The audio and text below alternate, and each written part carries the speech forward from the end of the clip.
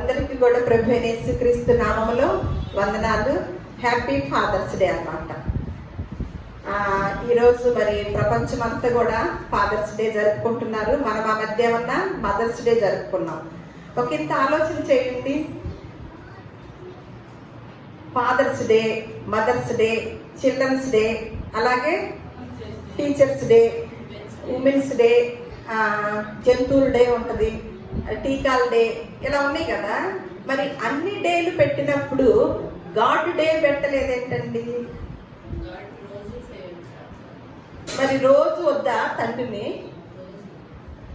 సులోచన చెప్తున్నాడు, రోజు తండ్రిని సేవించలేదని సంవత్సరానికి ఒకసారి ఫాదర్స్ డే పెట్టారా? ఒకసారి ఆలోచించండి. నిజమే కదా. భూలోకంలో ఉన్న సంబంధాలు అన్ని, ఏ సంబంధం అయితే ఉందో ఆ సంబంధాలకు సంబంధించిన దినోత్సవాలు పెట్టారు కదా. మరి ఎవరు కూడా ఆలోచన చేయలేదా? దేవుడు రోజు అనేది కూడా ఒకటి పెట్టాలి కదా. మరి తనేమంటుంది అంటే ప్రతిరోజు దేవుడిని సేవిస్తాం కాబట్టి పెద్దగా దాన్ని ప్రత్యేకించి పెట్టుకోవాల్సిన అవసరం లేదు. తండ్రిని తల్లిని అయితే సంవత్సరానికి ఒకసారి గుర్తు చేసుకుంటాం కాబట్టి దాన్ని పెట్టారు అంటుంది. నిజమేనా? సంవత్సరానికి ఒకసారి గుర్తు చేసుకుంటున్నారా? అంతే కదా. నిజంగానే ఎట్టగొట్టు పెట్టారు కానీ నిజంగానే పెట్టారు కదా. మరి దేవుణ్ణి ఏం చేయాలి? రోజు గుర్తు తెచ్చుకుంటున్నారా? మరి దేవుడు యొక్క దినోత్సవం కూడా ఉండాలిగా. నేను ఈరోజు నా పరలోకపు తండ్రి గొప్పతనాన్ని చెప్పాలని ఆశ కలిగి ఉన్నానన్నమాట. మనం భౌతికంగా ఈ శరీరాలు ఇచ్చిన తండ్రిని ఈరోజు ప్రపంచం అంతా కూడా గుర్తు తెచ్చుకుంటుంది. భౌతిక దేహాలు ఇచ్చిన తండ్రిని ప్రపంచం అంతా కూడా గుర్తు తెచ్చుకుంటుంది. ఈ దేహంతో ఈ లోకానికి పంపించిన తండ్రి గురించి, ఆ తండ్రి ప్రేమ గురించి ఈ రోజు నేను చెప్పాలనుకుంటున్నాను అనమాట. ఆ తండ్రి ప్రేమ ఎలా ఉందంటే, మనం అందుకనే కదా మామూలుగా కూడా నానుడు ఉంది కదా, తల్లి, తండ్రి, గురువు, దైవం. ప్రైజులు కూడా ఎన్ని ప్రైజులు ఉంటాయండి? 4 ప్రైజులు ఉంటాయా? ఎప్పుడన్నా ఆటల్లో ఆడినా, ఏదన్నా గెలిచిన వేటిల్లో ఉన్నా 3 ప్రైజులే కదా. మరి 4వది పెట్టారు, చివరిలో ప్రైజ్ లేని ప్లేస్ లో దేవుని పెట్టారు. మరి మీరు ఆలోచన చేయండి. 3 ప్రైజులు అని చెప్తున్నారు కదా, తల్లి, తండ్రి, గురువు. మరి దైవానికి ఏం ప్రైజ్ ఉంది? ఏ స్థానాన్ని ఉంది? ఏ స్థానాన్ని కనిపించారు మన ప్రపంచము? మరి ముద్దు పెట్టలేదే? నువ్వు అన్నావు కదా సులోచన. అంటే దేవుడు అంటే భయము లేదు, దేవుడు కనపడడు, దేవుడుని ప్రసన్నం చేసుకోవాల్సిన అవసరత కూడా లేదు. ఏదైనా ఆస్తిపాస్తులు ఉంటే తల్లిదండ్రుల్ని ప్రసన్నం చేసుకోవాలి, కానీ దేవుడు ఉచితంగా మనకి ప్రసన్నం చేసుకున్నా చేసుకోకపోయినా ఆయన ఏం చేస్తున్నాడంట? నీతిమంతుల మీదను అనీతిమంతుల మీదను తన యొక్క స్వభావాన్ని, తన యొక్క ప్రకృతి ధర్మాన్ని సమంగా పంచుతున్నాడంట. అందుకని మనకి ధీమా అనమాట. నేను చెడ్డగా ఉన్నాను అనుకోండి, లెక్కలేనితనంగా ఉన్నాను అనుకోండి, నా మీద వర్షాన్ని ఆపు చేయలేడు. దేవుని తండ్రి ప్రేమ అనమాట, తండ్రి ప్రేమ. మరి తల్లిదండ్రులు కనుక ఉన్న 4 కుమార్తెలో 2 పిల్లలు ప్రసన్నం చేసుకోకపోతే 4 లక్షల ఆస్తి ఉంది అనుకోండి, తల్లిని ప్రసన్నం చేసుకోకపోతే 4 లక్షలు ఎవరికి ఇచ్చింది? ఎవరికి ఇస్తాడు తండ్రి? అమ్మో, మా అన్నకి ఇస్తాడేమో, మా అక్కకి ఇచ్చిద్దేమో, మా అమ్మకి, మా చెల్లికి ఇచ్చిద్దేమో. ఎట్టగొట్ట నేను ప్రసన్నం చేసుకోవాలి, ఎట్టగొట్ట నటించైనా సరే అమ్మ నాన్ని బాగా చూడాలి అని భయపడుతూ ఉంటాం. కానీ తండ్రిని ప్రసన్నం చేసుకోకపోయినా చేసుకున్నా ఆయన ఎలా, ఆ తండ్రి ప్రేమ ఎలా ఉంది? సమంగా ఉంది. మనం ఏం చేసినప్పటికీ కూడా ఆయన దయ, ఆయన కరుణ, కటాక్షము ఎల్ల వేళలా మనకు ఉంటుంది. కాబట్టి ఆ పరలోకపు తండ్రి గొప్పతనాన్ని ఈరోజు మీకు తెలియచేయాలనుకుంటున్నాను. ఏమని ఉంటుందంటే, అందుకని కుటుంబం అనేది కూడా ఎక్కడి నుంచి స్టార్ట్ అయిందంటే, మీరు రిఫరెన్స్లే రాసుకోండి, నేను చదివేస్తాను. కొద్ది సమయంలోనే మనం ముగించుకుందాము. ఎఫెసీయులకు రాసిన పత్రిక 3వ అధ్యాయం 14వ వచనంలో, పరలోకమందును భూమి మీదను ఉన్న ప్రతి కుటుంబము ఏ తండ్రిని బట్టి కుటుంబం అని పిలువబడుచున్నదో ఆ తండ్రి ప్రేమ ఎలా ఉందంటే ఈ కుటుంబం ఏంటంట? పరలోకమందును భూమి మీదను ఉన్న ప్రతి ప్రతి కుటుంబం కూడా ఏ తండ్రిని బట్టి కుటుంబం అని పిలువబడుతుందో ఆ తండ్రి ప్రేమ ఎలా ఉందంట, మన తండ్రి ప్రేమ ఎలా ఉందంటే భౌతికంగా భూలోకంలోకి వచ్చాక మనకు అవయవాలన్నీ కూడా నిర్మాణం అయ్యి మనం కంటితో చూసినప్పుడు మన తండ్రి భౌతిక సంబంధమైన తండ్రి ప్రేమ ఉంటది అనమాట. కానీ ఈ తండ్రి ప్రేమ ఎలా ఉందంట, మరల ఎఫెసీయులకు రాసిన పత్రిక 1వ అధ్యాయం 6వ వచనంలో, జగత్తుకు పునాది వేయబడక ముందే ప్రేమ చేత ఆయన క్రీస్తులో మనల్ని ఏర్పరచుకున్నాడు.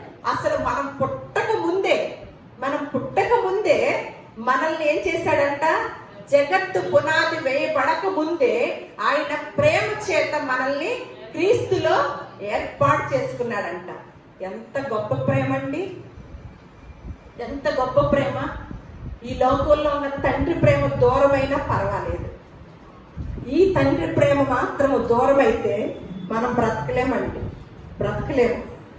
ఈ తండ్రి ప్రేమను మాత్రము దూరం చేసుకోవద్దు.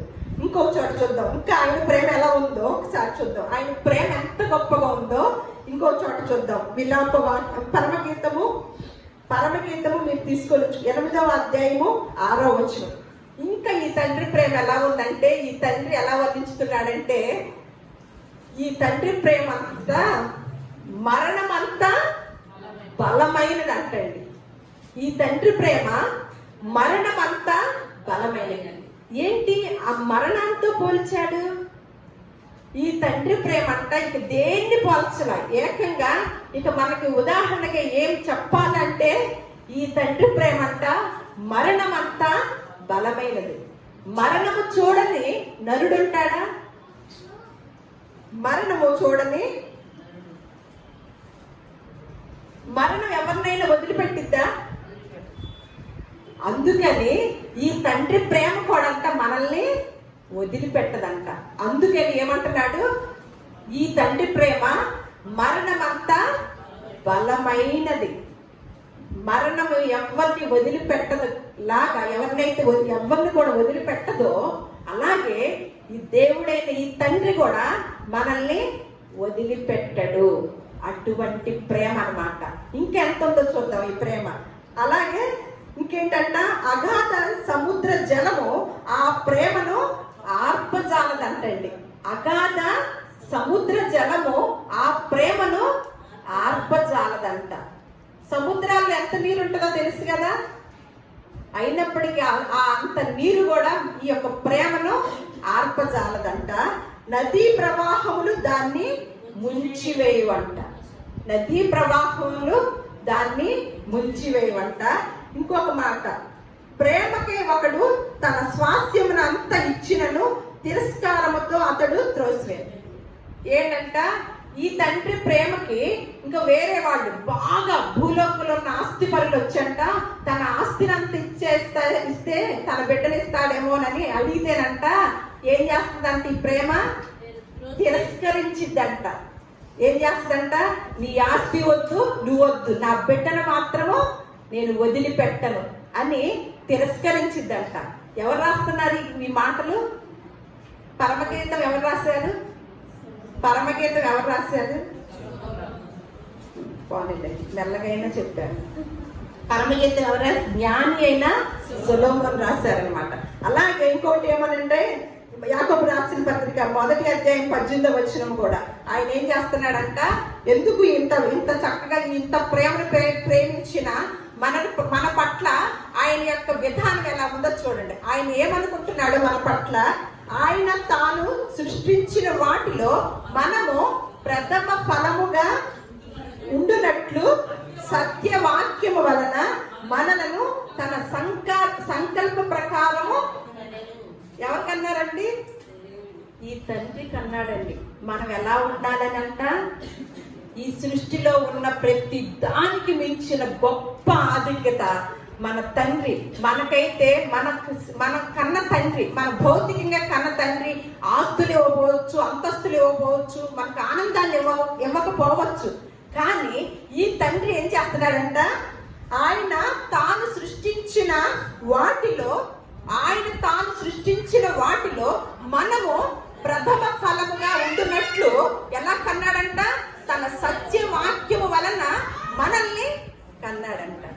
అందుకనే ఆది కాండంలో తాను చేసినంత చూసి, తాను చేసిన యావత్తు చూసినప్పుడు ఆ తండ్రికి ఏమనిపించిందంట, తాను చేసిన ఈ సృష్టి అంతటిని చూసుకున్నాక, అబ్బా ఎంత మంచిగా ఉంది, నా బిడ్డలకి చక్కగా ఏర్పాటు చేసుకుని, ఆయన కోసం ఏర్పాటు చేసుకొని చక్కగా ఉంది అంటున్నాడా?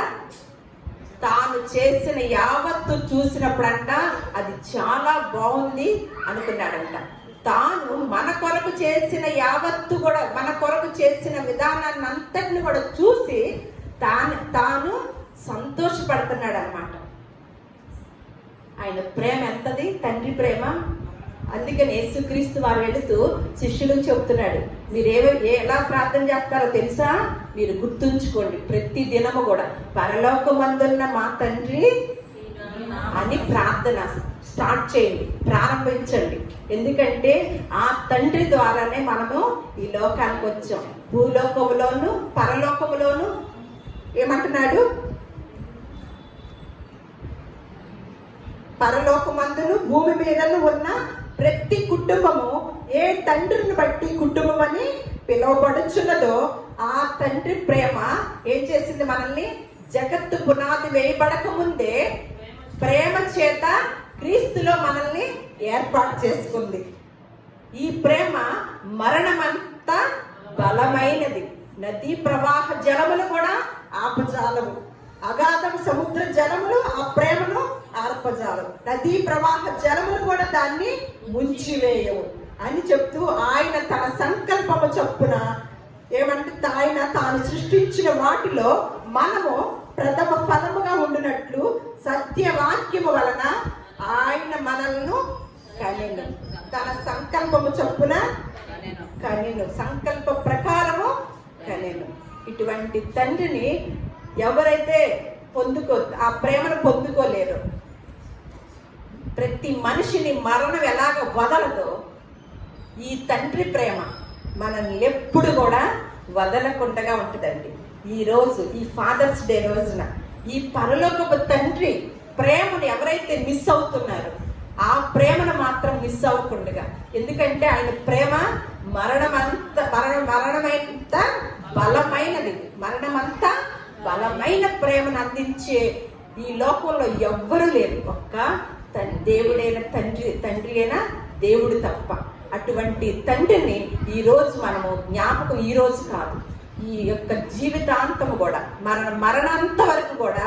ఎందుకంటే మరణించేంత వరకు వదలని తండ్రిని మనం సేవించుతున్నప్పుడు మనం కూడా మరణించేంత వరకు కూడా ఆ తండ్రి ప్రేమను పొందుకున్న వారమై ఉందాము.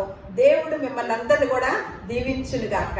ఆ తండ్రి ప్రేమను మీరందరూ కూడా, ప్రతి ఒక్కరు కూడా ఆస్వాదించాలని, దేవుడు అటువంటి అనుగ్రహాన్ని మీ అందరికి కూడా అనుగ్రహించాలని కోరుకుంటూ నా మాటలు ముగిస్తున్నాను. దేవుడు మిమ్మల్ని అందరినీ కూడా దీవించునుగాక.